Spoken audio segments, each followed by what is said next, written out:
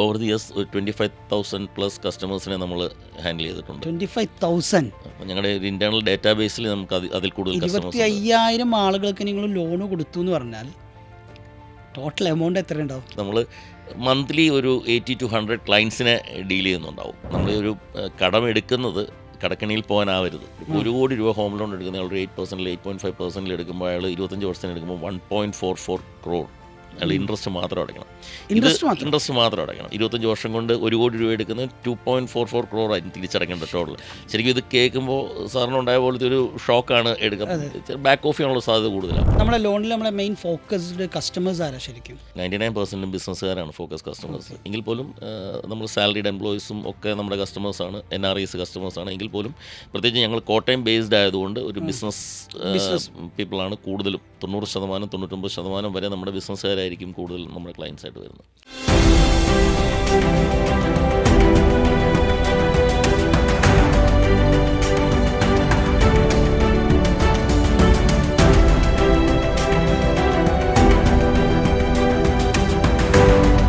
Hello, Shajan Abubakar.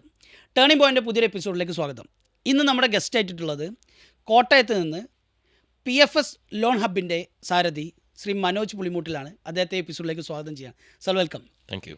ശരിക്കും എന്താണ് PFSൻ്റെ services? PFS loan hub എന്ന് പറയുമ്പോൾ നമ്മൾ ഫിനാൻഷ്യൽ പ്രോഡക്ട്സിൽ ലോണാണ് നമ്മുടെ ഫോക്കസ് പ്രോഡക്ട്സ്. Okay. പക്ഷേ എല്ലാ ഫിനാൻഷ്യൽ പ്രോഡക്ട്സും നമ്മൾ ഹാൻഡിൽ ചെയ്യുന്നുണ്ട്. General insurance, life insurance, mutual funds, എല്ലാ കാര്യങ്ങളും ഹാൻഡിൽ ചെയ്യുന്നുണ്ട്. എങ്കിലും നമ്മൾ ആദ്യം തുടക്കകാലം മുതൽ നമ്മൾ ഫോക്കസ് ചെയ്തുകൊണ്ടിരിക്കുന്നത് ലോൺസിലായതുകൊണ്ടാണ് നമ്മളിങ്ങനൊരു പേരിട്ടത്.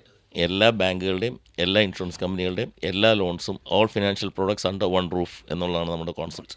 എങ്ങനെയായിരുന്നു ഇതിൻ്റെ ഒരു തുടക്കം? പോസ്റ്റ് ഗ്രാജുവേഷന് ശേഷം ഒരു ബിസിനസ് തുടങ്ങുക എന്നുള്ള ഒരു ആലോചനയിൽ നമ്മുടെ ഒരു ക്ലാസ്മേറ്റ് HDFC ബാങ്കിൻ്റെ സെയിൽസ് മാനേജറായിട്ട് വന്നപ്പോൾ നമ്മൾ HDFC ബാങ്കിൻ്റെ പേഴ്സണൽ ലോണിൻ്റെ ഒരു അസോസിയേറ്റ് ആയിട്ട് വളരെ ചെറിയൊരു സ്പേസിൽ, ഒരു 200 സ്ക്വയർ ഫീറ്റ് സ്പേസിൽ 2 സ്റ്റാഫുമായിട്ട് സ്റ്റാർട്ട് ചെയ്തതാണ്.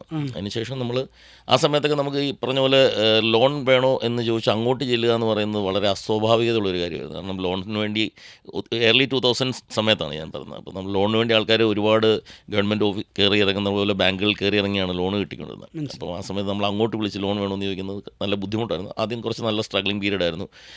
HDFC ഒക്കെ ഒരു ന്യൂ ജനറേഷൻ ബാങ്ക് ആയിരുന്നുകൊണ്ട് കൺവിൻസ് ചെയ്യാൻ ബുദ്ധിമുട്ടായിരുന്നു. പക്ഷേ ഓവർ ദ ഇയേഴ്സ് പിന്നെ അത് മാറി മറ്റ് ബാങ്കുകളും നമ്മൾ അസോസിയേറ്റായി. ഇപ്പോൾ ഓൾമോസ്റ്റ് കേരളത്തിൽ പ്രവർത്തിക്കുന്ന എല്ലാ ബാങ്കുകളുടെയും NBFCസിൻ്റെ അസോസിയേറ്റാണ് നമ്മൾ. 2000ൻ്റെ തുടക്കത്തിൽ എന്ന് പറഞ്ഞാൽ സാർ ഇപ്പോൾ എത്ര വർഷമായി? അപ്പോൾ നമ്മൾ 20+ ഇയേഴ്സായി നമ്മൾ ഈ ഇൻഡസ്ട്രിയിലായിട്ട്, ഫിനാൻഷ്യൽ ഇൻഡസ്ട്രിയിലായിട്ട്. ഫസ്റ്റ് തുടങ്ങുന്നത് HDFCയുടെ പേഴ്സണൽ ലോൺസിൽ, ബിസിനസ് ലോൺസിലാണ് സ്റ്റാർട്ട് ചെയ്യുന്നത്. ഇപ്പം എല്ലാ ബാങ്കുകളുടെയും ഓൾമോസ്റ്റ് കേരളത്തിലുള്ള വർക്ക് ചെയ്യുന്ന എല്ലാ ബാങ്കുകളുടെയും അസോസിയേറ്റാണ്, NBFCസിൻ്റെ അസോസിയേറ്റാണ്. നമ്മൾ എല്ലാ ലോൺസും ചെയ്യും. ഓക്കെ. എല്ലാ ഫിനാൻഷ്യൽ പ്രോഡക്ട്സും ചെയ്യും. നമ്മുടെ ലോണിൽ നമ്മളെ മെയിൻ ഫോക്കസ്ഡ് കസ്റ്റമേഴ്സ് ആരാ ശരിക്കും? 99% ബിസിനസ്സുകാരാണ് ഫോക്കസ് കസ്റ്റമേഴ്സ്. എങ്കിൽ പോലും നമ്മൾ സാലറീഡ് എംപ്ലോയീസും ഒക്കെ നമ്മുടെ കസ്റ്റമേഴ്സാണ്, NRIs കസ്റ്റമേഴ്സാണ്. എങ്കിൽ പോലും പ്രത്യേകിച്ച് ഞങ്ങൾ കോട്ടയം ബേസ്ഡ് ആയതുകൊണ്ട് ഒരു ബിസിനസ് പീപ്പിളാണ് കൂടുതലും. 90%, 99% വരെ നമ്മുടെ ബിസിനസ്സുകാരായിരിക്കും കൂടുതൽ നമ്മുടെ ക്ലയൻസ് ആയിട്ട് വരുന്നത്. സാറ് നേരത്തെ സൂചിപ്പിച്ച പോലെ ഒരു പണ്ടൊരു ലോണ് കിട്ടുക എന്ന് പറയുന്നത്, ലോണ് വേണമെന്ന് ചോദിച്ചാൽ അങ്ങോട്ട് ബാങ്കുകാർ ചെല്ലുക എന്ന് പറയുന്നത് പരിചിതമല്ലാത്തൊരു കാലഘട്ടത്തിൽ എനിക്ക് തോന്നുന്നു നിങ്ങളിത് തുടങ്ങുന്ന കാലത്ത് ഈ സർവീസ് ഇവിടെ കേരളത്തിൽ അധികം പേരുണ്ടാവില്ല. അങ്ങനത്തെ ഒരു കാലഘട്ടത്തിൽ ഈ കസ്റ്റമേഴ്സിനെ ഫൈൻഡ് ഔട്ട് ചെയ്യലും കണ്ടെത്തലും അതൊക്കെ ഒരു ടാസ്ക് ആയിരുന്നില്ലേ? ആദ്യ സമയത്ത് ഏറ്റവും വലിയ ബുദ്ധിമുട്ടെന്ന് പറഞ്ഞാൽ HDFC ബാങ്ക് അല്ലെങ്കിൽ ഒരു ന്യൂ ജനറേഷൻ ബാങ്ക് കൺവിൻസ് ചെയ്യുക എന്നുള്ളതായിരുന്നു. കാരണം SBI, SBT, ഫെഡറൽ ബാങ്കൊക്കെ മാത്രം മനുഷ്യർക്ക് അറിയുന്ന കാലഘട്ടത്തിൽ നമ്മൾ ഇത് പറയുമ്പോൾ ആൾക്കാർ ഒരു ബ്ലേഡ് കമ്പനിയാണോ അല്ലെങ്കിൽ ഒരു പ്രൈവറ്റ് ഫിനാൻസ് ആണോ എന്നുള്ളൊരു സംശയം ഭയങ്കരമായിട്ടുണ്ട്. മാത്രമല്ല നമ്മൾ അങ്ങോട്ട് ചെന്ന് ലോൺ ഓഫർ ചെയ്യുന്നു. അങ്ങനെയുള്ള സമയത്ത് നമ്മൾ ശരിക്കും ടെലിമാർക്കറ്റിങ്ങിലാണ് നമ്മൾ കൂടുതൽ കോൺസെൻട്രേറ്റ് ചെയ്തത്. നമ്മൾ ടെലിഫോണിൽ വിളിച്ച് കോൾ വിളിച്ചിട്ട് നമ്മൾ കസ്റ്റമേഴ്സിനോട് നമ്മൾ ഈ പ്രോഡക്റ്റ് പറഞ്ഞ് മനസ്സിലാക്കി അപ്പോയിൻമെൻ്റ് എടുത്ത ശേഷം അവരെ പോയി കണ്ട് ആ സമയത്ത് നമ്മൾ അങ്ങനെ ആണ് ഡെവലപ്പ് ചെയ്ത് വന്നത്. ഭയങ്കര ഒരു ഹെൽപ്ഫുള്ളിങ് ടാസ്ക് തന്നെ ആയിരിക്കും. പക്ഷേ ഇന്നും നമ്മൾ ആ ടെലിമാർക്കറ്റിംഗ് ഡെവലപ്പ് ചെയ്ത് ഒരു 30+ മെമ്പേഴ്സിൻ്റെ ടെലികോളിംഗ് ടീമായിട്ട് നമുക്ക് ഡെവലപ്പ് ചെയ്ത് നിർത്തിയിട്ടുണ്ട്. എൻ്റെ ഇപ്പോഴത്തെ ഒരു മെയിൻ സോഴ്സ് ഓഫ് മാർക്കറ്റിംഗ് ഇപ്പോഴും ടെലിമാർക്കറ്റിംഗ് തന്നെ. കോൾഡ് കോൾ ചെയ്യാം, ആളുകളെ വിളിക്കുക, കൺവിൻസ് ചെയ്യാം. അത് പ്രത്യേകിച്ച് ഒരു ഫിനാൻഷ്യൽ പ്രോഡക്റ്റ് എന്നൊക്കെ പറയുമ്പോൾ അത് ഇച്ചിരി ടാസ്ക് ഒരു കുറച്ച് വലിയ പണിയാണ്.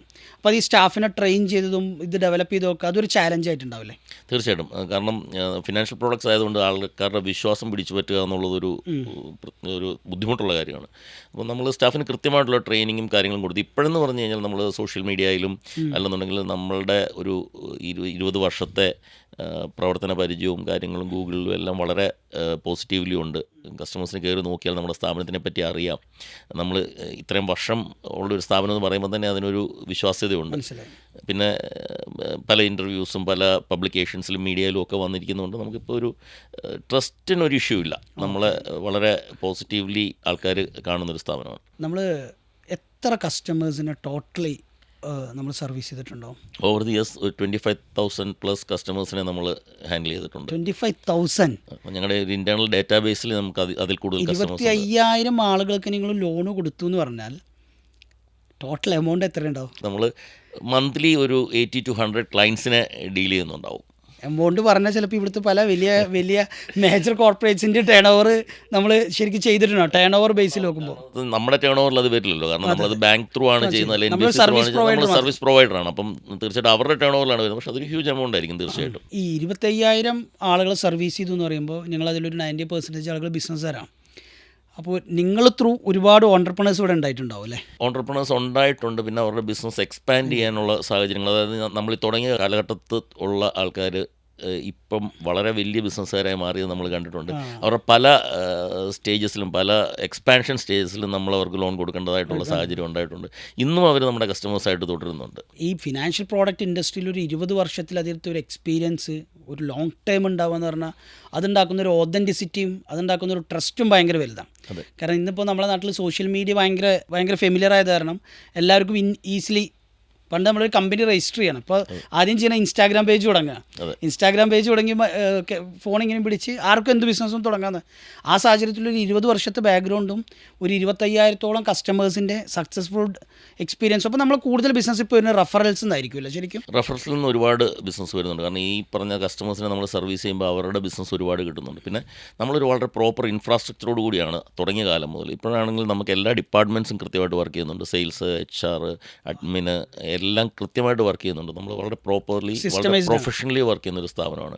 അതുകൊണ്ട് തന്നെ നമുക്ക് ഇങ്ങനെയുള്ള വലിയ ഇഷ്യൂസ് ഒന്നും വരാറില്ല. പ്രോപ്പറായിട്ട് എല്ലാ കാര്യങ്ങളും ഭംഗിയായിട്ട് സിസ്റ്റം പ്രോസസ്സും കറക്റ്റായിട്ട് നടക്കുന്ന ഒരു ഓഫീസാണ് നമ്മുടേത്. ഇന്നും നമ്മുടെ നാട്ടിൽ ഇത്രയൊക്കെ സ്ഥാപനങ്ങളുണ്ടെങ്കിലും നമ്മൾ പൊതുവേ പറയുന്നൊരു കാര്യം, അത്യാവശ്യക്കാരന് ഒരു ലോൺ എടുക്കേണ്ടി വന്നാൽ ഇന്നും അവൻ സ്ട്രഗ്ലിംഗ് ആണെന്ന് പറയും. അതെന്തുകൊണ്ടായിരിക്കും അങ്ങനെ? പൊതുവേ ഇപ്പം നമ്മൾ ഒരാളൊരു ലോൺ വേണമെങ്കിൽ, ഒരു personal loan, business loan, urgent ഒരു നീഡിന് വന്നു കഴിഞ്ഞാൽ അയാളുടെ ബാങ്കിങ് എവിടെയാണോ ആ ബാങ്കിനെ ആയിരിക്കും സമീപിക്കുന്നത്. ആ ബാങ്കിനെ സമീപിക്കുമ്പോൾ ചിലപ്പോൾ അയാളുടെ ക്രെഡിറ്റ് സ്കോർ കൊണ്ടോ അല്ലെങ്കിൽ അയാളുടെ മറ്റ് കാരണങ്ങൾ കൊണ്ടോ അവിടെ ചിലപ്പോൾ ഫിറ്റായെന്ന് വരത്തില്ല, അവിടെ നിന്ന് അത് റിജക്റ്റ് ചെയ്യും. അത് കഴിഞ്ഞ് അടുത്തൊരു സ്ഥലത്ത് പോകും. അങ്ങനെ ഇയാളുടെ ക്രെഡിറ്റ് സ്കോർ കുറയുകയും ചെയ്ത് കിട്ടാതെ ഇരിക്കുകയും പറ്റും. അതേസമയം നമ്മുടെ അടുത്ത് വരുമ്പോൾ നമ്മൾ ഈ ഫയൽ കൃത്യമായിട്ട് പഠിക്കും, ഇവരുടെ ക്രെഡിറ്റ് സ്കോർ ചെക്ക് ചെയ്യും. ഇത് സ്യൂട്ടബിളായിട്ട് ഇത് എവിടെ വെച്ചാൽ ഇദ്ദേഹത്തിന് ഫണ്ട് കിട്ടും നമുക്ക് കൃത്യമായിട്ട് മനസ്സിലാക്കാൻ പറ്റും. ചിലപ്പോൾ ബാങ്കിൽ ചെയ്യാൻ പറ്റുന്നില്ലായിരിക്കും. NBFCs ഒക്കെ കുറച്ചുകൂടെ റിസ്ക് എടുക്കും, ബാങ്കിനെക്കാട്ടിൽ കുറച്ചുകൂടെ റിസ്ക് എടുക്കും. പ്രൊവൈഡഡ് അവരുടെ റേറ്റും കുറച്ച് ഹൈ ആയിരിക്കും, പക്ഷേ കാര്യം നടക്കും. അപ്പം നമ്മളെ സംബന്ധിച്ച് നമ്മളുടെ എക്സ്പേർട്ട് ടീം ഇത് പഠിച്ചതിന് ശേഷം കൃത്യം ഒരു സ്ഥലത്തായിരിക്കും ഇത് പ്ലേസ് ചെയ്യുന്നത്.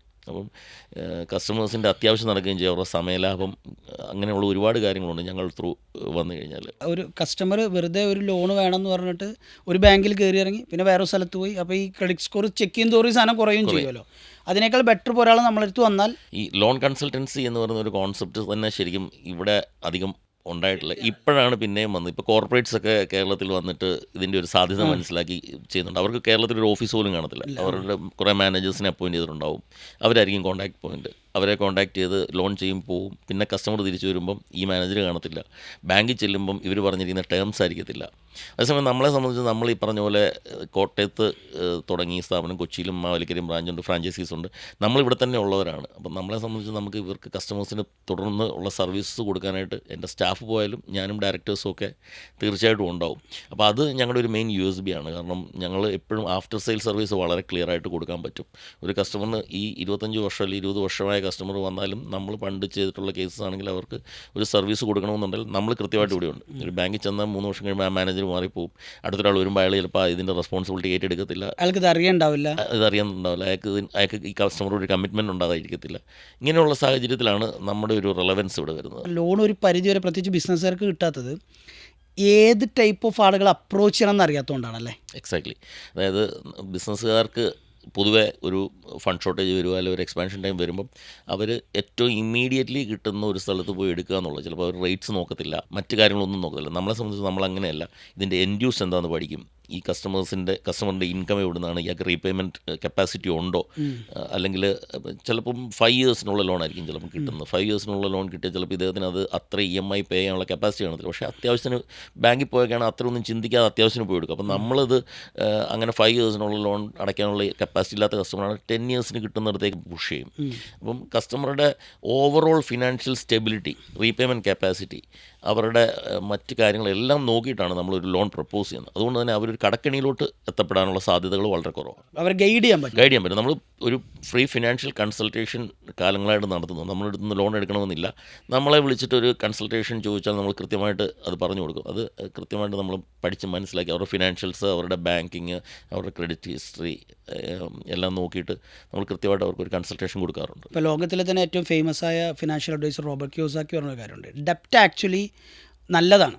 ഡെപ്റ്റ് എടുത്ത് നമുക്ക് അസറ്റ് ക്രിയേറ്റ് ചെയ്യാം, ഡെപ്റ്റ് എടുത്ത് ബിസിനസ് ബിൽഡ് ചെയ്യാം. പക്ഷേ ഡെപ്റ്റ് എന്താണെന്നും ഡെപ്റ്റിനെ എങ്ങനെ മാനേജ് ചെയ്യണമെന്നും ഡെപ്റ്റ് എന്താണെന്നും അറിയാത്തതിൻ്റെ കുഴപ്പമാണ്. നമ്മൾ ഈ ഒരു കടം എടുക്കുന്നത് കടക്കണിയിൽ പോകാനാവരുത്. അത് ഞങ്ങൾക്കും അതൊരു നിർബന്ധമുണ്ട്. കാരണം നമ്മുടെ കസ്റ്റമേഴ്സ് നമ്മുടെ അടുത്ത് നിന്ന് ലോൺ എടുത്തിട്ട് ഒരു സ്ട്രഗിളിലോട്ട് പോരുത്. അതുകൊണ്ട് നമ്മൾ കൃത്യമായിട്ട് ആ നീഡ് അനാലിസിസ് നടത്തുകയും അയാളുടെ റീപേയ്മെൻറ്റ് കപ്പാസിറ്റി പരിശോധിക്കുകയും ചെയ്ത് അതിനനുസരിച്ചുള്ളൊരു ലോൺ ആയിരിക്കും അവരെ ഗൈഡ് ചെയ്യും. ശരിക്കും തീർച്ചയായിട്ടും കൃത്യമായിട്ട് ഗൈഡ് ചെയ്യും. ഇപ്പോൾ നമ്മളിപ്പോൾ ഈ പറഞ്ഞ പോലെ ഹോം ലോൺസ് ഒക്കെ എടുക്കുന്നത്, ഒരു 1 കോടി രൂപ ഹോം ലോൺ എടുക്കുന്ന അയാൾ 8%, 8.5% എടുക്കുമ്പോൾ അയാൾ 25 വർഷം എടുക്കുമ്പോൾ 1.44 crore അയാൾ ഇൻട്രസ്റ്റ് മാത്രം അടയ്ക്കണം. ഇൻട്രസ്റ്റ് മാത്രം അടയ്ക്കണം. 25 വർഷം കൊണ്ട് 1 കോടി രൂപ എടുക്കുന്നത് 2.44 crore ആയിരുന്നു തിരിച്ചടയ്ക്കേണ്ട ടോട്ടൽ. ശരിക്കും ഇത് കേൾക്കുമ്പോൾ സാറിനുണ്ടായ പോലത്തെ ഒരു ഷോക്കാണ് എടുക്കുക. ബാക്ക് ഓഫ് ചെയ്യാനുള്ള സാധ്യത കൂടുതലാണ്. അപ്പോൾ ഇങ്ങനെയുള്ളവർക്ക് ഒരു 86,000, 82,000 ഒക്കെ ആയിരിക്കും പുള്ളിക്ക് വരുന്ന EMI. അപ്പം നമ്മളതിന് വളരെ ഫീൽ ഗുഡായിട്ടുള്ളൊരു കാര്യം പറയും. ഒരു 12,000 rupees കൂടെ ഒരു അതായത് ടോട്ടൽ ഇതിന് EMIയുടെ ഒരു 15% ഒരു SIPയിൽ ഇൻവെസ്റ്റ് ചെയ്യുക. ഈ കൂടെ തന്നെ 82,000 അടയ്ക്കുന്നതൊക്കെ 94,000 അടയ്ക്കാൻ വലിയ ബുദ്ധിമുട്ടില്ല. ഈ 94,000 അടച്ച് ഈ ഇപ്പോൾ പറയുന്ന 25 ഇയേഴ്സ് പോയി കഴിഞ്ഞാൽ ഓൺ ആവറേജ് നമ്മളൊരു 12% റിട്ടേൺ, 12 അല്ല കിട്ടുന്ന ലോങ് ടൈമിൽ SIPക്ക് ഓൺ ആവറേജ് 12% ഇൻട്രസ്റ്റ് കിട്ടിയാൽ പോലും ഇയാൾ ഈ എൻഡ് ഓഫ് ദ ടെനർ 25 വർഷം കഴിയുമ്പം ഇയാൾക്ക് ഒരു 1.5 crore റിട്ടേൺ കിട്ടും ആ സമയത്ത്. അപ്പോൾ ശരിക്കും നമ്മൾ ഇൻവെസ്റ്റ് ചെയ്യുന്ന പൈസ തന്നെ ഇൻട്രസ്റ്റോടുകൂടി തിരിച്ച് കിട്ടുന്നെങ്കിൽ പോലും നമുക്ക് ആ ഒരു ഇൻട്രസ്റ്റ് ബേർഡൻ ഫീൽ ചെയ്യത്തില്ല. ഇത് ബാലൻസ് ചെയ്യാൻ പറ്റും. അപ്പോൾ ഇങ്ങനെയുള്ള കുറേ ചെറിയ ടിപ്സ് ആൻഡ് ട്രിക്സ് ഞങ്ങൾ സജസ്റ്റ് ചെയ്യാറുണ്ട് കസ്റ്റമേഴ്സിന്. ഇപ്പോൾ സാർ പറഞ്ഞത് ഈ പോയിന്റ് ഭയങ്കര വലുതാണ്. കാരണം നമ്മളെ ആൾക്കാർ 90% ആൾക്കാർ ഇപ്പോൾ കൊച്ചിയിലൊക്കെ നമ്മളെ സുഹൃത്തുക്കളെല്ലാം ഹോം ലോൺ എടുത്താണ് ഈ വീട് വെക്കുന്നത്. പക്ഷേ ഈ ഹോം ലോൺ എടുക്കുന്നതിൻ്റെ ഭാഗമായിട്ട് തന്നെ ഒരു ഡെപ്റ്റ് നമ്മൾ ഉണ്ടാക്കുമ്പോൾ, ഒരു ലയബിലിറ്റി നമ്മൾ ഉണ്ടാക്കുമ്പോൾ അപ്പുറത്ത് നമുക്കൊരു കറക്റ്റ് അതിൻ്റെ മാച്ച് ചെയ്യുന്നൊരു ഇൻവെസ്റ്റ്മെൻറ്റ് പ്ലാൻ കൂടി ഉണ്ടെങ്കിൽ EMIയുടെ 15% ഇൻവെസ്റ്റ് ചെയ്താൽ പോലും ഇത് ഞാൻ പറഞ്ഞത് ഈ 12% എന്നുള്ള ലോങ് ടൈമിൽ കുറവാണ്. 15% ആവറേജ് കിട്ടും. 15 to 20% വരെ കിട്ടും. ഈവൻ 12% കിട്ടിയാൽ പോലും നമ്മുടെ ഈ ഇൻട്രസ്റ്റിനെ കോമ്പൻസേറ്റ് ചെയ്യാൻ മാത്രമുള്ള ഒരു അസറ്റ് നമുക്ക് ക്രിയേറ്റ് ചെയ്യാൻ പറ്റും. അപ്പോൾ നമ്മൾ ഈ ആൾറെഡി നമ്മളെടുത്ത് ലോണുകൾ എടുക്കാനൊക്കെ വരുന്ന ആളുകൾ ഇത്തരത്തിലുള്ള സജഷൻസും ടിപ്സും ട്രിക്സും എല്ലാം നമ്മൾ സജസ്റ്റ് ചെയ്യും. കാരണം അവർക്ക് ഒരു മാനസികമായിട്ടൊരു ഫീൽ ഗുഡ് വരണം, ഒരു സാറ്റിസ്ഫാക്ഷൻ. അത് മാത്രമല്ല അവർ ലോങ് ടൈമിൽ അവർ കടക്കണയിൽ പോകില്ല. ഇതുപോലെ ചിന്തിക്കുമ്പം 1 കോടി രൂപയുടെ വീട് മേടിക്കുന്നതിന് 2,44,00,000 രൂപ തിരിച്ചടയ്ക്കണമെന്ന് പറയുമ്പോൾ അയാൾ ബാക്ക് ഓഫ് ചെയ്യാനുള്ള സാധ്യത ഭയങ്കര കൂടുതലാണ്. പക്ഷേ നമ്മൾ ഈ ഒരു കാര്യം സജസ്റ്റ് ചെയ്യുമ്പം എൻഡ് ഓഫ് ദ ടെനർ ഇത്രയും പൈസയും കൂടെ തിരിച്ച് കിട്ടും എന്നുള്ളൊരു ഫീൽ വരുമ്പം വീടുമായി. സാധാരണ ഇത്രയും വലിയ EMI എടുത്തിട്ട് വീട്ടിൽ താമസിക്കുന്ന ആൾക്കാർക്ക് ഈ വീട്ടിൽ താമസിക്കുന്നതിൻ്റെ പ്ലഷറല്ല ഉണ്ടാവുക, ഈ EMIയുടെ പ്രഷറാണ് ഉണ്ടാവുക. സത്യം. അപ്പോൾ അത് ഇത്തരത്തിലുള്ള സാധനം ചെയ്യുമ്പോൾ അത് ശരിക്കും അവർക്ക് ബാലൻസ് ചെയ്യാൻ പറ്റും. പിന്നെ ഈ SIP ഇൻവെസ്റ്റ്മെൻറ്റിന് ഒരു പ്രത്യേകത ഉള്ളതെന്ന് വെച്ച് കഴിഞ്ഞാൽ അത് ഈസിലി നമുക്ക് ലിക്വിഡിറ്റി ഉള്ള ഒരു സാധനമാണ്. അപ്പോൾ ഇവർക്ക് അതിൻ്റെ ഇടയ്ക്ക് എന്തെങ്കിലും ഒരു ക്രൈസിസ് വന്നാലും നമുക്കത് ലിക്വിഡേറ്റ് ചെയ്ത് എടുക്കാം, അങ്ങനെയുള്ള കാര്യങ്ങളുണ്ട്. അപ്പം നമ്മൾ ഈ വക എല്ലാ സജഷൻസും കൊടുത്തിട്ടാണ് നമ്മളൊരു കസ്റ്റമറെ ഹാൻഡിൽ ചെയ്യുന്നത്. അല്ലാതെ വെറുതെ ഒരു കസ്റ്റമർ വരുന്നു അയാൾക്ക് ലോൺ ചെയ്യാളെ വിടുക എന്നുള്ള ഒരു പർപ്പസിൽ ആ ഒരു പ്രോട്ടോക്കോളിലല്ല ഞങ്ങൾ വർക്ക് ചെയ്യുന്നത്. നമുക്കൊരു പേപ്പർ അല്ല അത്. നമ്മുടെ അടുത്ത് വരുന്ന ഒരു കസ്റ്റമർ നമ്മുടെ അടുത്ത് നിന്ന് പോകത്തില്ലാത്ത പോലെ നമ്മളുമായിട്ട് ഒരു പേഴ്സണൽ ബന്ധം അവിടെ ഉണ്ടാവാറുണ്ട്. കാരണം അദ്ദേഹത്തിൻ്റെ പിന്നെയുള്ള ഫിനാൻഷ്യൽ നീഡ്സ് മുഴുവൻ, അത് ഹെൽത്ത് ഇൻഷുറൻസ് ആകട്ടെ, ലൈഫ് ഇൻഷുറൻസ് ആകട്ടെ. ഈ ലൈഫ് ഇൻഷുറൻസിലൊക്കെ ഈ പറഞ്ഞ പോലെയാണ് ഏജൻസിൻ്റെ പ്രോഫിറ്റ് നോക്കി സെല്ല് ചെയ്യുന്ന ഒരു കോൺസെപ്റ്റാണ് പൊതുവേ നടക്കുന്നത്. നമ്മൾ അങ്ങനെയല്ല, ആ കസ്റ്റമറുടെ ആവശ്യം എന്താണെന്നുള്ളത് നമ്മൾ ശരിക്കും അങ്ങനെ ഒരു കമ്മീഷനോ അതിൻ്റെ ഒരു പ്രോഫിറ്റബിലിറ്റിയോ നമ്മൾ നോക്കുന്നില്ല. കസ്റ്റമർക്ക് അവരുടെ ഫാമിലി ബാക്ക്ഗ്രൗണ്ട് എന്താണ്, അയാൾക്ക് എപ്പോഴാണ് ഈ ഫണ്ടിൻ്റെ ആവശ്യം, ഏത് രീതിയിൽ ഇത് ആവശ്യം വരും എന്നുള്ളത് മനസ്സിലാക്കിയിട്ടുള്ള കൃത്യമായ പ്രോഡക്റ്റാണ് നമ്മൾ കൊടുക്കുന്നത്. അത് എല്ലാ കമ്പനിയും നമ്മുടെ കയ്യിൽ ഉള്ളതുകൊണ്ട് തന്നെ ഏറ്റവും ബെസ്റ്റ് ആയിട്ടുള്ളത് അവർക്ക് കൊടുക്കാൻ പറ്റും. അവർക്ക് അന്നേരം അവർക്കാണല്ലോ ആ ഒരു ഫീൽ കിട്ടും. ഇത് സെല്ല് ചെയ്യാൻ വേണ്ടിയിട്ടല്ല, കാരണം അവരുടെ ആവശ്യത്തിനനുസരിച്ചുള്ളൊരു പ്രോഡക്റ്റ് ചെയ്യുന്നതെന്നുള്ളത്. ഹെൽത്ത് ഇൻഷുറൻസ് ഞങ്ങൾ ശരിക്കും എനിക്ക് തോന്നുന്നു ഞങ്ങൾ ചെയ്യുന്ന ബിസിനസ്സുകളിൽ ഏറ്റവും പേ ഔട്ട് കുറഞ്ഞൊരു പ്രോഡക്റ്റ് ആയിരിക്കും ഹെൽത്ത് ഇൻഷുറൻസ്. എങ്കിൽ പോലും മാൻഡേറ്ററിലി എല്ലാ കസ്റ്റമേഴ്സിനോടും എൻ്റെ എല്ലാ സ്റ്റാഫും ഹെൽത്ത് ഇൻഷുറൻസ് സംസാരിക്കും. അതൊരു സൊസൈറ്റിക്ക് ഒരു സർവീസ് പോലെ ചെയ്യാൻ പറഞ്ഞിട്ടുള്ളൊരു കാര്യമാണ്. കാരണം ഹെൽത്ത് ഇൻഷുറൻസ് ഇന്നത്തെ കാലത്ത് മസ്റ്റാണ്. കാരണം ഒരാൾക്ക് ഒരു ക്രൈസിസ് നമ്മുടെ നാട്ടിൽ മാത്രമേ കമ്പൽസറി അല്ലാത്തുള്ളൂ. നമ്മൾ വണ്ടിയുടെ ഇൻഷുറൻസ് മാൻഡേറ്ററിയാണ്, കമ്പൽസറിയാണ്. നമുക്ക് ഹെൽത്ത് ഇൻഷുറൻസ് കമ്പൽസറി അല്ല. ഒരാൾ ചിലപ്പോൾ ഒത്തിരി വർഷം സേവ് ചെയ്യുന്ന പൈസ വീട്ടിലാർക്കെങ്കിലും ഒരു അസുഖം വരുമ്പോൾ തീർന്നു പോകുന്ന അവസ്ഥ. അപ്പം അതിനെക്കുറിച്ചുള്ള ഒരു ബോധവൽക്കരണം ഞങ്ങൾ കൃത്യമായിട്ട് നടത്താറുണ്ട്. എല്ലാ കോൾഡ് കോൾസിലും നമ്മൾ ഹെൽത്ത് ഇൻഷുറൻസിൻ്റെ ഇമ്പോർട്ടൻസ് സംസാരിക്കാറുണ്ട്.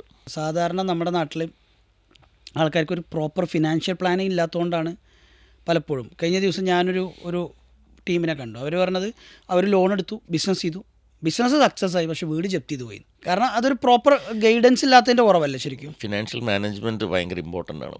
ബിസിനസ് സക്സസ് ആയിട്ടും കയ്യിൽ പൈസ നിൽക്കുന്നില്ല എന്ന് പറയുന്നവരൊക്കെ ഒരുപാടുണ്ട്. അപ്പം ഇപ്പോഴും പലപ്പോഴും നമ്മൾ എന്ന് പറയുന്നത് നമ്മുടെ പ്രോഫിറ്റ് മൈനസ് നമ്മുടെ expense is equal to savings എന്നുള്ള കോൺസെപ്റ്റ് മാറിയിട്ട് നമ്മുടെ പ്രോഫിറ്റിൽ നിന്ന് ആദ്യം സേവിങ്സ് മാറ്റിയിട്ട് വേണം എക്സ്പെൻസ് എന്നുള്ളതാണ് ഇപ്പോഴത്തെ ഒരു പുതിയ ജനറേഷൻ്റെ കോൺസെപ്റ്റ്. അല്ലെങ്കിൽ പുതിയ ജനറേഷൻ പഠിക്കേണ്ട കാര്യം.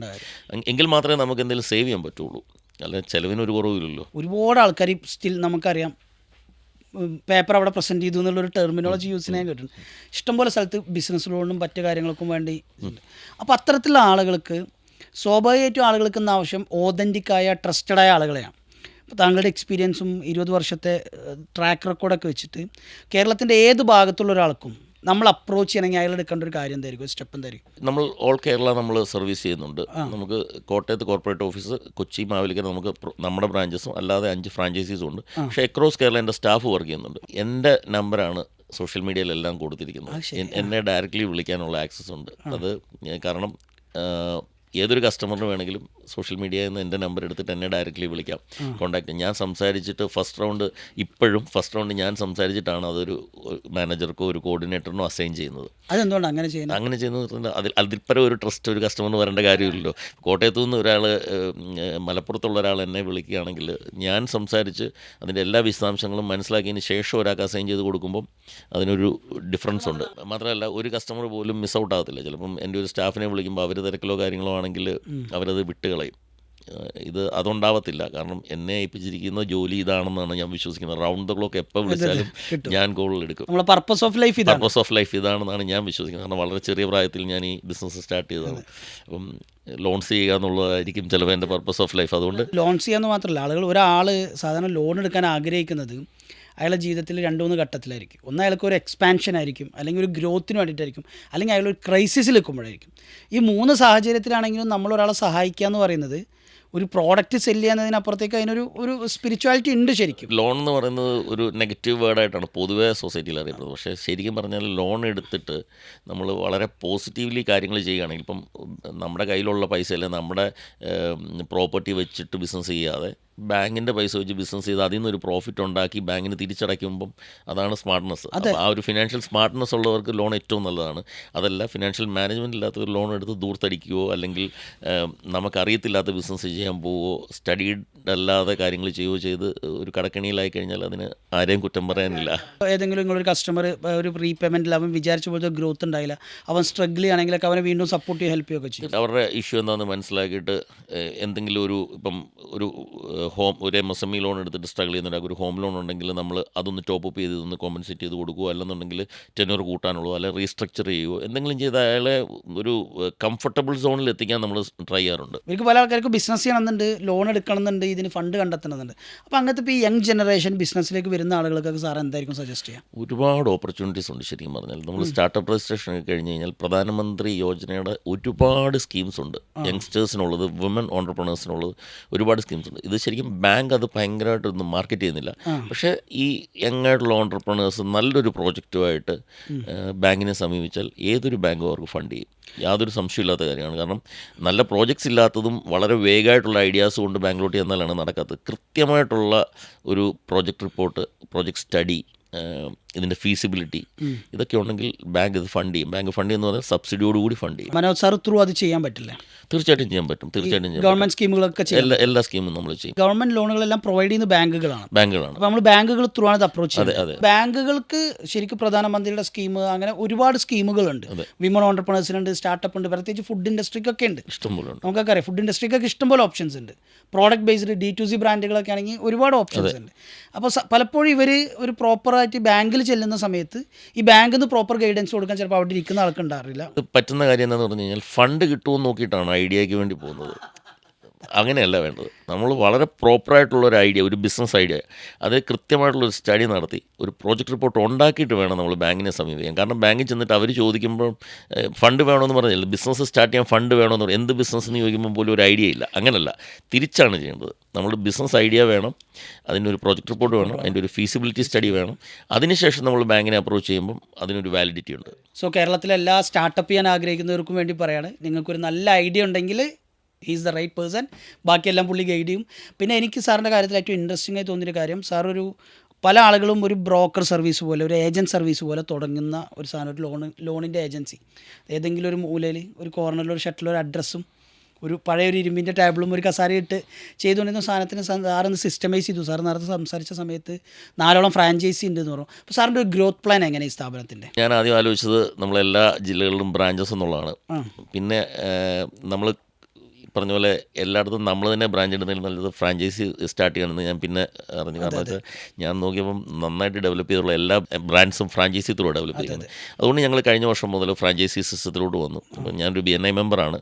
അപ്പം അതുകൊണ്ട് തന്നെ അത്യാവശ്യം നല്ല നെറ്റ്വർക്കിംഗ് ഉണ്ട്. അപ്പം വിത്തിൻ ദ BNI തന്നെ ഞാനിപ്പോൾ ഒരു 5 ഫ്രാഞ്ചൈസി കൊടുത്തിട്ടുണ്ട്.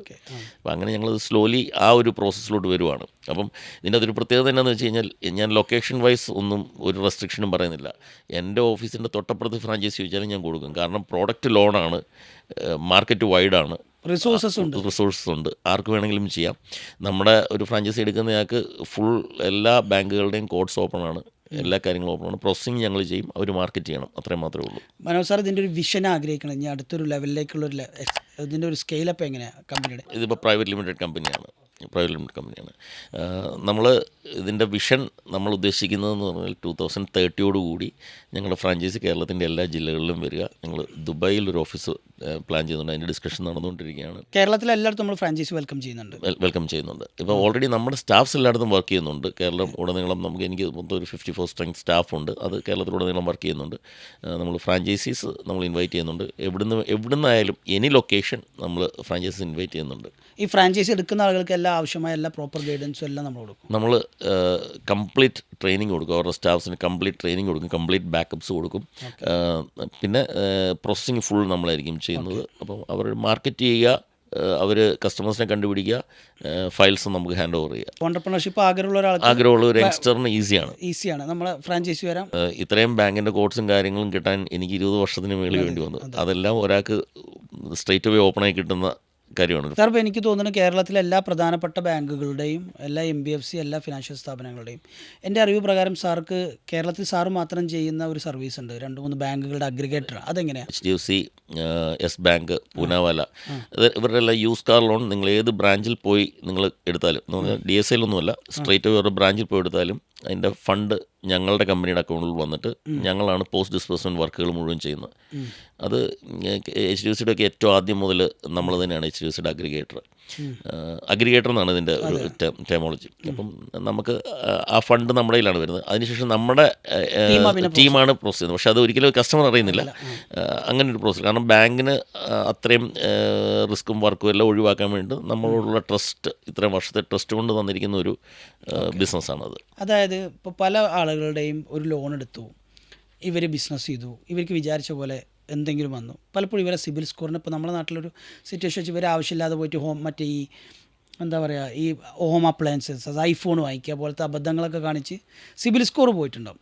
പിന്നെ ഇവർ സ്ട്രഗിളാണ്, ഇവർക്ക് സിബിൽ സ്കോർ ഇല്ലാത്തത് കാരണം വേറെ സ്ഥലത്തുനിന്ന് ലോണ് കിട്ടില്ല. ഇങ്ങനത്തെ സാഹചര്യത്തിലൊക്കെ നമ്മൾ എന്ത് ചെയ്യും? നമ്മൾ എല്ലായിടത്തും എഴുതി വെച്ചിരിക്കുന്ന ഒരു കാര്യമുണ്ട്, സിബിൽ സ്കോർ കൂട്ടാം എന്ന് പറഞ്ഞിട്ട് അങ്ങനെ ഒരു ഷോർട്ട് കട്ട് ഇല്ല സിവിൽ സ്കോർ കൂട്ടാൻ. ഫസ്റ്റ് തിങ് നമ്മൾ സിവിൽ കുറയാനുള്ള മെയിൻ റീസൺസ് പറയാം. ഒന്ന്, നമ്മൾ ഈ പറഞ്ഞ പോലെ ലോൺ കൃത്യമായിട്ട് അടയ്ക്കാതിരിക്കുക, ദിവസം കഴിഞ്ഞിട്ടല്ലേ 10-30 ദിവസത്തിന് ശേഷം അടയ്ക്കുക. എത്ര ദിവസത്തിനുള്ള അടച്ചില്ല ഇത് എഫക്റ്റ്? നമുക്ക് ഒരു 30 ഡേയ്സ് ഒക്കെ അടച്ചു കഴിഞ്ഞാൽ അധികം എഫക്റ്റ് ചെയ്യത്തില്ല. പക്ഷേ നമ്മൾ റെഗുലറായിട്ട് ഓവർ ഡ്യൂ വന്നാൽ റിഫ്ലക്റ്റ് ചെയ്യും. അതിൻ്റെ അകത്ത് തന്നെ ക്രെഡിറ്റ് കാർഡിൻ്റെ ഓവർ ഡ്യൂ, 2 വീലർ ലോണിൻ്റെ ഓവർ ഡ്യൂ, കൺസ്യൂമർ ലോണിൻ്റെ ഓവർ ഡ്യൂ വന്നു കഴിഞ്ഞാൽ അത് ഭയങ്കരമായിട്ട് ബാധിക്കും. എന്ന് പറഞ്ഞാൽ സ്കോർ കുറയുന്നത് വിത്തിൻ ഷോർട്ട് ടൈം സ്കോർ കുറയും. രണ്ടാമതായിട്ട് ലോൺ എൻക്വയറീസ്. നമുക്ക് ഈ വരുന്ന ലിങ്ക് ഉണ്ടല്ലോ, കുറേ മെസ്സേജസ് നമുക്ക് വരുമല്ലോ, ലോൺ പ്രീ അപ്രൂവ്ഡ് ലോൺ, അതെല്ലാം പോയി ക്ലിക്ക് ചെയ്യുമ്പം നമ്മുടെ ഓട്ടോമാറ്റിക്കലി ഒരു എൻക്വയറി പോവും, നമ്മുടെ സ്കോർ കുറയും. പിന്നെ വളരെ സ്മോൾ ടിക്കറ്റ് ലോൺസ് 1000 രൂപ 500 രൂപ ഞാൻ കണ്ടിട്ടുണ്ട്. വളരെ നല്ല രീതിയിൽ ബിസിനസ് ചെയ്യുന്ന ആൾക്കാർ പോലും ചുമ്മാ പോയി ക്ലിക്ക് ചെയ്ത് സിബിൽ എടുക്കുമ്പം 10,000 രൂപയുടെ ലോൺ ഒക്കെ എടുത്ത് വെക്കും. ഈ ഇതെല്ലാം നമ്മുടെ സിബിലിനെ ഇമ്പാക്റ്റ് ചെയ്യുന്ന കാര്യമാണ്. അപ്പം ഇതുകൊണ്ടെല്ലാം നമുക്ക് സ്കോർ കുറയും. ഇതെല്ലാം ഒരു ഫിനാൻഷ്യൽ ഡിസിപ്ലിൻ്റെ ഭാഗമാണ്. നമ്മൾ ആവശ്യമില്ലാതെ ലോൺ എൻക്വയറി ചെയ്യാതിരിക്കുക, ലോണുകൾ കൃത്യം അടച്ചു പോവുക, ഇതൊക്കെ നമ്മൾ ചെയ്യേണ്ട കാര്യമാണ്. അടുത്തത് സിബിൽ കറക്ഷൻ എന്ന് പറയുന്നത്. നമ്മൾ 25,000 രൂപ 50,000 രൂപ കൂട്ടാൽ സിബിൽ കറക്റ്റ് ചെയ്തതിന് സ്കോർ കൂട്ടിത്തരുമെന്ന് പറയും. സിബിൽ സ്കോർ അങ്ങനെ ഷോർട്ട് കട്ടിൽ കൂട്ടാൻ ഒരു വഴിയില്ല.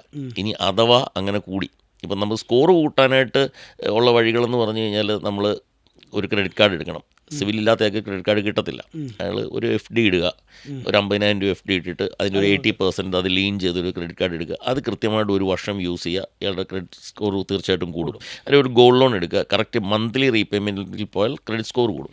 പക്ഷേ നോർമലി ബാങ്ക്സ് നോക്കുന്നത് അത് മാത്രമല്ല, ക്രെഡിറ്റ് ഹിസ്റ്ററി എപ്പോഴും ബാങ്ക് നോക്കുന്നത്. സ്കോർ ഇപ്പോൾ 750 ഉണ്ടെങ്കിലും 800 ഉണ്ടെങ്കിലും ശരി, പുറേ ഹിസ്റ്ററി മോശമാണെന്നുണ്ടെങ്കിൽ ലോൺ കിട്ടാനുള്ള സാധ്യതകൾ വളരെ കുറവാണ്. അപ്പം നമ്മൾ ഈ ചതിക്കുഴി പോയി പെടാതിരിക്കുക. അങ്ങനെ ഒരു ഷോർട്ട് കട്ടില്ല. നമ്മൾ വളരെ സിസ്റ്റമാറ്റിക് ആയിട്ട് നമ്മളൊരു 1 to 2 years എടുത്ത് വേണം നമ്മളിത് കറക്റ്റ് ചെയ്യാൻ. 25 വർഷമായിട്ട് 25,000-ഓളം ആളുകൾക്ക് ലോൺ എടുത്തു കൊടുത്ത എക്സ്പീരിയൻസ് ഉള്ള ഒരാൾ പറയുന്നത്, മൊബൈലിൽ വരുന്ന ലോൺ തരാമെന്ന് പറഞ്ഞ ഒരൊറ്റ ലിങ്കിലും അനാവശ്യമായി ക്ലിക്ക് ചെയ്യരുത് എന്നാണ്.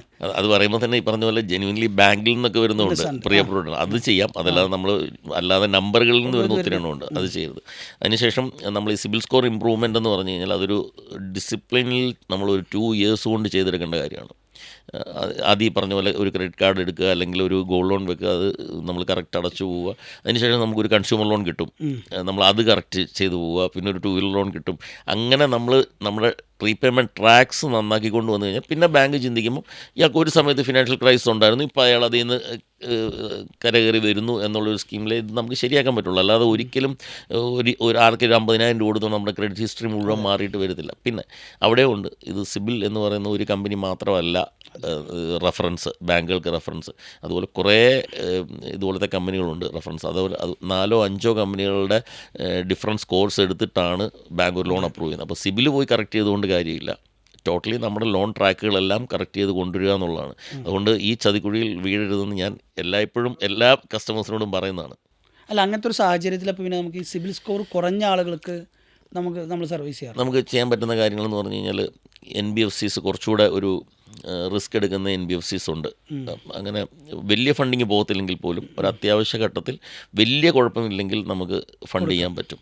അതായത് ഇയാൾ അങ്ങനെ ഒരു വലിയ ഫ്രോഡുലന്റ് ആക്ടിവിറ്റി ഓവറോൾ ഓക്കെയാണ്. ഇപ്പോൾ ബാങ്കിങ് ഓക്കെയാണ്, ഓവറോൾ ഓക്കെയാണ്, വലിയ ലയബിലിറ്റീസ് ഇല്ല. ഒരു സമയത്ത് കുറച്ച് ബൗൺസസ് ഒക്കെ വന്നു, കുറച്ച് സിബിൽ സ്കോർ മോശമായി എന്നുള്ള ജസ്റ്റിഫിക്കേഷൻ ഉണ്ടെങ്കിൽ നമുക്കത് ചെയ്യാം. നമ്മളൊരു ഫയൽ വെച്ചിട്ട് അവർ റിജക്റ്റ് ചെയ്താൽ ഉടനെ നമ്മളത് കളയുകയല്ല. നമുക്ക് അതിനകത്ത് എന്തെങ്കിലും ഒരു മെറ്റിജൻ്റ് ഉണ്ട്, അല്ലെങ്കിൽ അതിനൊരു ജസ്റ്റിഫിക്കേഷൻ ഉണ്ടെങ്കിൽ തീർച്ചയായിട്ടും നമ്മൾ അതിന് വേണ്ടി ഫൈറ്റ് ചെയ്യും. ബിസിനസ് ലോൺ അപ്ലൈ ചെയ്യുന്ന ആളുകളെടുത്ത് പറയാനുള്ള ഒരു ബേസിക് ഗൈഡൻസ് എന്താ? ബേസിക്കലി ബിസിനസ് ലോൺ നമ്മൾ ഒന്ന് എക്സ്പാൻഷന് വേണ്ടി ആയിരിക്കണം എടുക്കുന്നത്. ഒരിക്കലും നമ്മുടെ മറ്റൊരു കടം വീട്ടാൻ വേണ്ടിയിട്ട് ഒരു കടം എടുത്ത് വെക്കരുത്.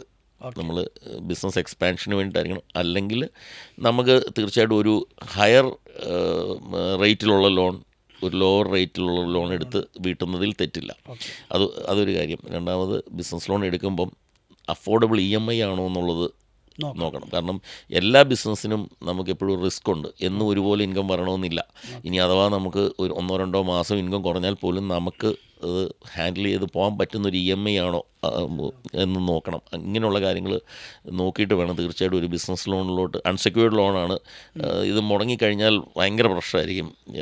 കാരണം കളക്ഷൻകാരുടെയൊക്കെ നല്ല ബുദ്ധിമുട്ട്, സമാധാനം പോകും. അപ്പം തീർച്ചയായിട്ടും നമ്മളുടെ കപ്പാസിറ്റിക്ക് അനുസരിച്ചുള്ള ലോണുകളും അതിനനുസരിച്ചുള്ള എക്സ്പാൻഷനും നടത്തുക, പിന്നെ അറിയാത്ത ബിസിനസ്സിലോട്ട് പോകാതിരിക്കുക. ഞാൻ ഓവർ ദി ഇയേഴ്സ് ഞാൻ കണ്ടുവന്നൊരു കാര്യം എന്ന് പറഞ്ഞാൽ വളരെ നല്ല രീതിയിൽ ബിസിനസ് ചെയ്തുകൊണ്ടിരിക്കുന്ന ആൾക്കാർ അവരുടെ ആ എക്സിസ്റ്റിംഗ് ബിസിനസ്സിനെ ബേസ് ചെയ്ത് ഒരു വലിയ ലോൺ എടുത്തിട്ട് വേറൊരു അറിയാത്ത ബിസിനസ് ചെയ്യും.